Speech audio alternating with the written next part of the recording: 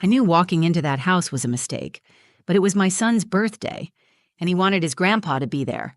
So there we were, standing at the edge of a living room that used to feel like home, but now just smelled like old secrets and cheap cologne. The walls hadn't changed, but the people had.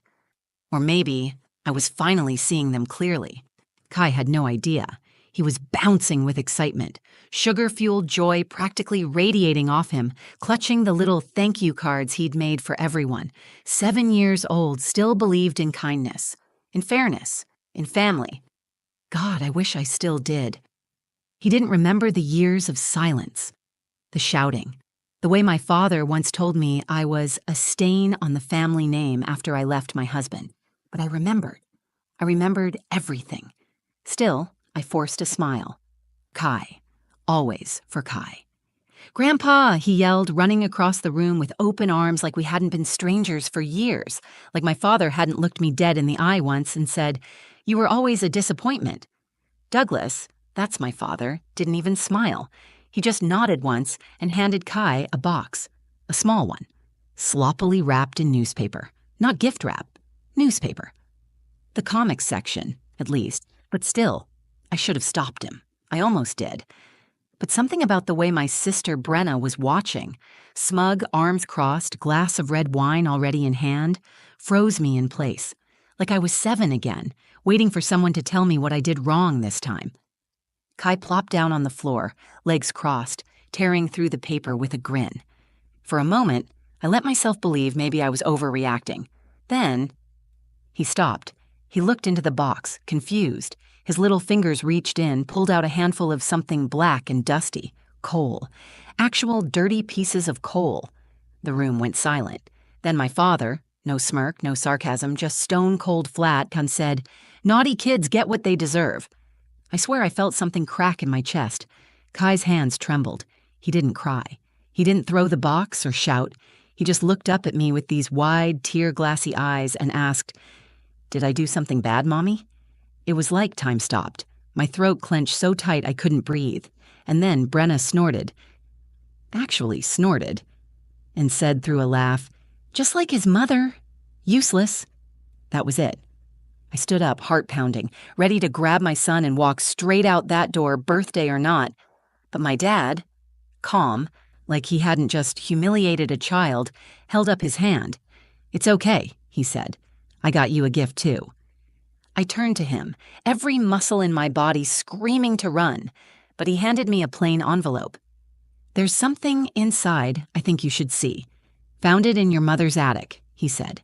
Figured it was time. I didn't want it. I didn't want a damn thing from that man. But something about the way he said it, the look in his eyes, almost smug, but hollow, made me take it. Inside was a photo. Old, faded, just a photo. But when I saw what was in it, everyone in that room gasped. I don't talk about my past much. Most people who meet me now probably think I'm just a quiet single mom, working 2 jobs, smiling through it all, and maybe I am. But what they don't see, what I never really let them see, is where I came from and why I left. After my divorce, I moved back into the house I grew up in. My mother had passed away a year before, and it sat empty, gathering dust and silence. It was the only place Kai and I could afford. I told myself it was temporary, just until I got back on my feet. But something about the house, it pulled me back in. Not the warmth of it, that had left with her, but the ghosts. My mother, Ruth, was the only softness in that house. She had this calm to her, like no matter what was happening, she could slow the storm with just a look. My father, Douglas, he was the storm. Former Navy, no nonsense, no excuses, no emotion, unless you count disappointment. I think the last time he hugged me was before I was old enough to remember. He always wanted sons. He got me. And then 3 years later, my sister Brenna, who became everything I wasn't. Loud, opinionated, perfect in his eyes. She got straight A's, won pageants, followed his rules. I didn't. I got pregnant young. Married the wrong man for the wrong reasons. Stayed too long. Left too late. When I showed up at my parents' door 3 years ago, bruised in places that didn't show, holding a toddler and a duffel bag, My father barely looked at me, just said, "You made your bed." I remember standing there, wondering if he even saw his grandson, or if I was still just a stain he couldn't scrub out of his life. Brenna showed up the next day with a bottle of wine and that fake sympathy smile she wore like makeup. She looked at Kai like he was a stray dog. "He's got his father's eyes," she said. That was the first, but not the last, time I wanted to slap her. I stayed in that house just long enough to get on my feet, found work at a local bakery, took night shifts at a gas station on weekends, put Kai in daycare, saved every dollar I could. And once I had enough, I rented a tiny apartment on the other side of town. It wasn't much, but it was ours. Still, I wanted Kai to know family, or at least I wanted him to believe in the idea of it. So every now and then, I let him visit my father. Short visits, supervised, controlled. And to Kai's credit, he loved his grandpa. Kids are like that. They don't see the cracks. They only see the moments you smile. So when his birthday came around and he said, "Can Grandpa come?" I hesitated. But he looked so hopeful, and some part of me, the part that still believed my father had something human left in him, said yes. I even agreed to have the party there. Neutral ground, I told myself, a chance to show them I'd changed, that I wasn't the same scared girl who ran out of this house with a crying baby in her arms. I got Kai a little Lego set he'd been talking about for months, wrapped it in bright paper. He wrote his name in crooked letters on cards for everyone. "I want them to know I love them," he said. That one sentence broke me. Because the truth was, I wanted that too. I just didn't realize how wrong I was until the box of coal hit the floor. The morning of the party, I had this weird, nervous energy. You know that feeling when something isn't quite right, but you can't put your finger on it? That was me. Icing cupcakes at 6 a.m., making sure everything looked perfect, even though I knew deep down that no amount of frosting was going to sweeten what was waiting at my father's house.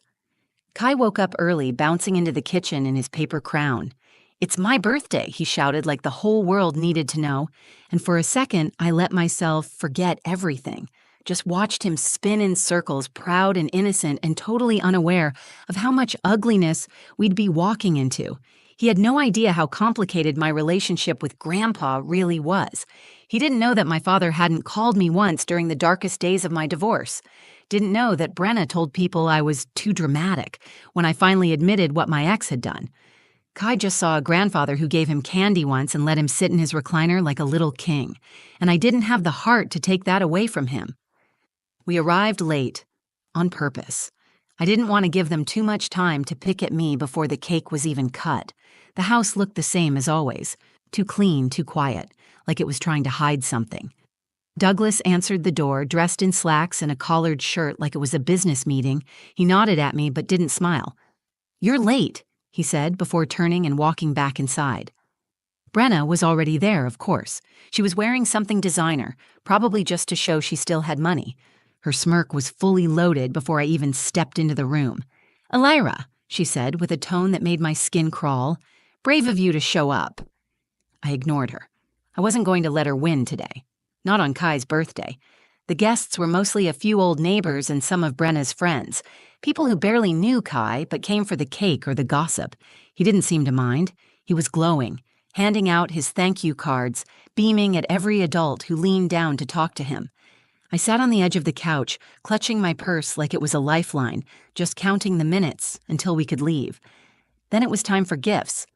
Kai sat on the floor, surrounded by shiny bags and boxes. He opened a couple of toys, a book, even a weird electronic globe from Brenna that I'm sure she didn't pick herself. And then my father cleared his throat. He walked over, handed Kai a small square box wrapped in newspaper. "This one's from me," he said. I froze. Kai looked up at him with a smile. "Thank you, Grandpa." He tore through the paper, excited, laughing, until he saw what was inside. Coal. He pulled out a chunk of it, his fingers smudged with black dust, his face twisted in confusion. "What is it?" Douglas didn't blink, didn't flinch, just said, "Naughty kids get what they deserve." Everything in me, every scar I'd ever buried, snapped wide open. Kai blinked fast. "But I was good." My heart shattered. I could feel the room watching, waiting for my reaction like this was entertainment. Brenna let out a snort laugh. "Just like his mother," she said. "Useless." I stood up so fast my chair scraped the floor. I wanted to scream, to throw something, to grab Kai and run, but I didn't want him to see me break. Not on his birthday. Not again. And then, just when I was about to speak, my father said, like nothing had happened, "It's okay. I got you a gift too." The room was still, like everyone was holding their breath. I stared at my father's hand, the one holding that plain white envelope, and for a moment, I honestly didn't know whether to take it or slap it out of his fingers. I could still hear Kai breathing next to me, short little gasps, like he was trying not to cry. And I hated that he was learning this lesson, that love can be cruel, from the people who were supposed to protect him. I took the envelope, not because I wanted to, but because I needed to. I needed to understand why he'd do this, why this moment, a child's birthday, was his chosen battlefield. I needed to know if there was any humanity left in him, or if I was truly standing across from a man who felt nothing for me, or for my son. Inside the envelope was a photo, old, faded, edges yellowed. I could feel everyone watching me as I pulled it out, but when my eyes landed on it, the world around me blurred. It was a hospital photo, one of those grainy Polaroid types. My mother, younger than I ever remember her being, lay in a hospital bed holding a newborn baby. Me. But beside her was not my father. The man in the photo had softer eyes, a wide, gentle smile. His hand was wrapped around my mother's as she held me, and the way he looked at her, it was love. It was obvious, undeniable. On the back of the photo, written in my mother's careful, looping handwriting, "Illyra, born from love, always remember that." My hands started to shake. "What is this?" I whispered. Douglas folded his arms, his face unreadable. "Your mother had her secrets. Figured it was time you saw one of them." My heart slammed against my ribs. "You're saying he's not you?" I asked. He didn't answer. Brenna laughed nervously. "What is this, a joke?" Douglas looked straight at me. "You were never mine." My breath caught in my throat. Suddenly, everything made sense. The way he looked at me growing up, the coldness, the resentment, the impossible standards, the feeling I never belonged. Because I didn't, at least not to him. "You knew?" I asked. "All these years?" His jaw clenched. "Your mother told me the truth the day she died. She wanted me to forgive you. I told her there was nothing to forgive, that you were never mine to begin with." I stood there, stunned. Not because of the photo, but because in that moment I realized something else. He didn't hate me because I failed. He hated me because I existed. And suddenly, everything inside me that had ever begged for his approval, everything that still craved even a shred of love from him, burned away. I turned to Kai, who was sitting quietly on the floor, hugging his knees. And I made a choice. Maybe the first real free choice I'd ever made.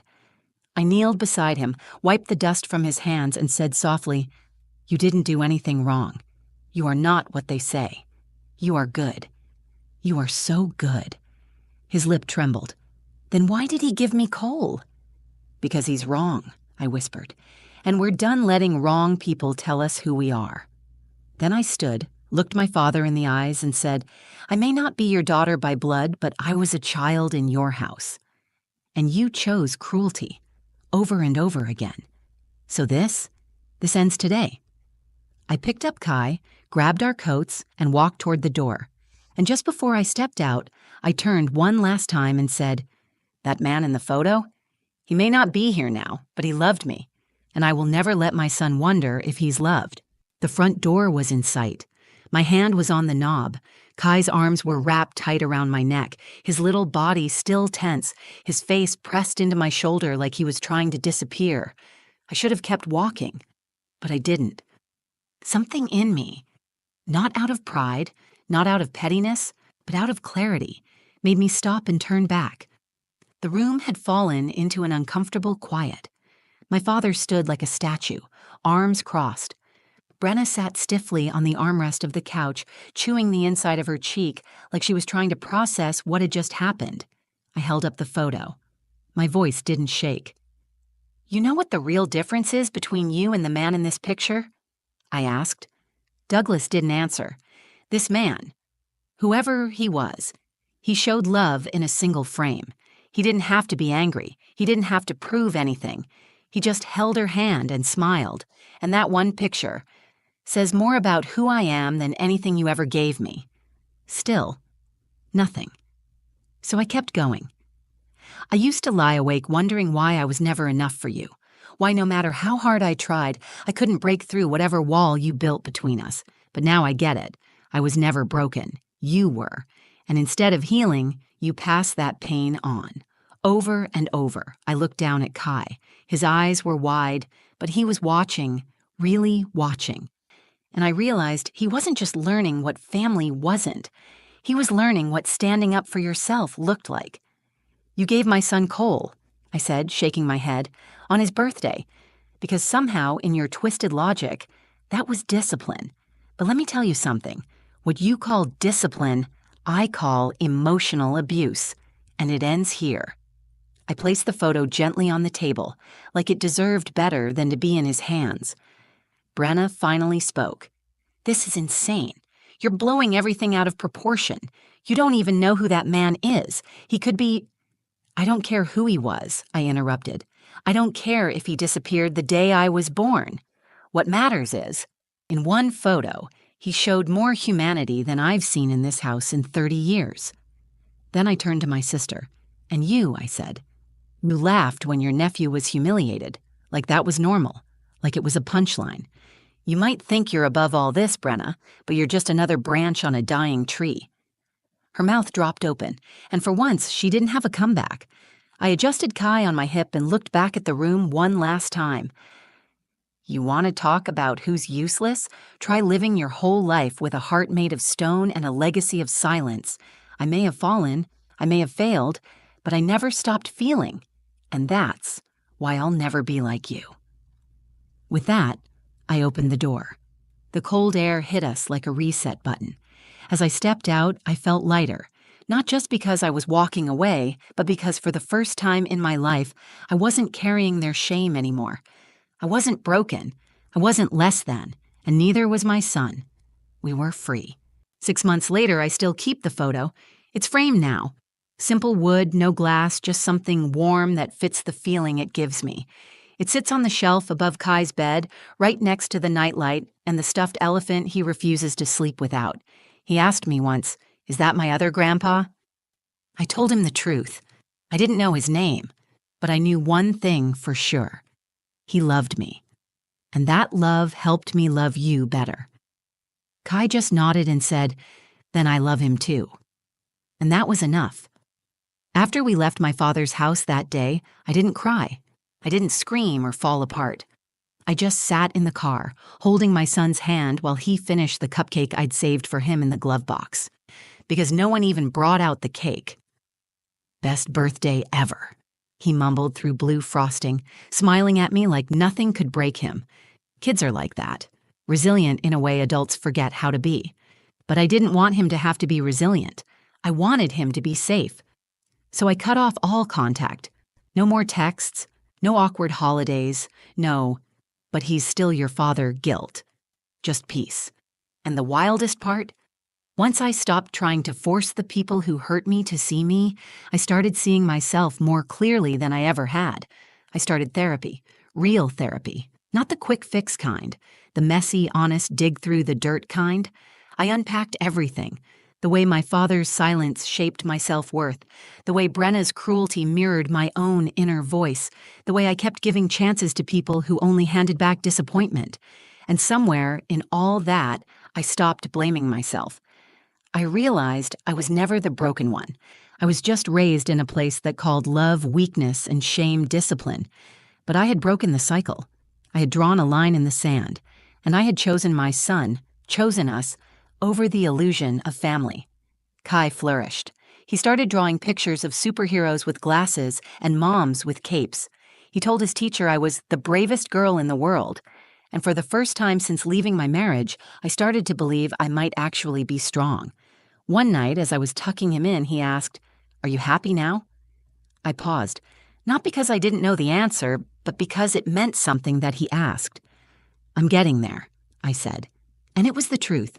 We may not have big birthday parties or grandparents who send cards, but we have Sunday pancakes and homemade forts and bedtime stories whispered under the covers. We have laughter in a house that once only knew silence. We have each other. And as for the photo, it's not just proof of a man I never met. It's proof that I was wanted, that I came from love, and that love survived, even if it had to skip a generation to come alive again.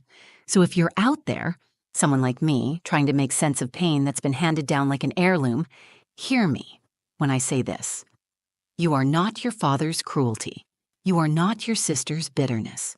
You are not what they said about you when they thought you weren't listening. You are allowed to outgrow your roots, and you're allowed to build something better from the ashes. Sometimes the greatest gift doesn't come in a box. Sometimes it comes in the form of freedom. And sometimes it comes in the form of a photo that finally tells the truth. If this story hit home for you, if you've ever felt out of place in your own family, or like you were carrying pain that wasn't yours to carry, I want you to know you're not alone. We don't get to choose the family we're born into, but we do get to choose the kind of legacy we leave behind. And that choice? It's more powerful than we're ever taught to believe. So whether you're healing from your past, protecting your peace, or just trying to raise the next generation better than the last, you're already doing something incredible.